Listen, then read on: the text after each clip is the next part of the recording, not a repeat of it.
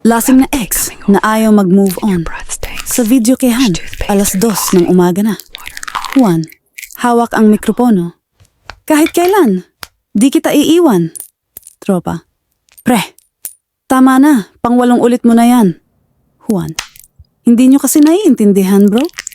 Mahal ko pa siya. Kahit nung sinampal niya ako kasi late akong mag-reply. Kahit nung pinapili niya ako, siya o ML.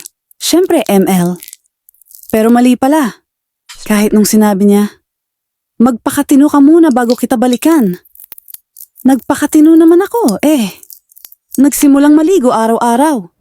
Nag-toothbrush ng 2 beses sa isang araw. Nagsimulang uminom ng vitamins.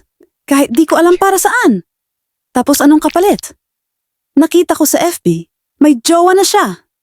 At ang caption, minsan darating yung tamang tao sa tamang oras. Tangina, ako yung mali sa oras. Pre, dagdagan mo pa ng Red Horse. Isa pa, promise, huling kanta na.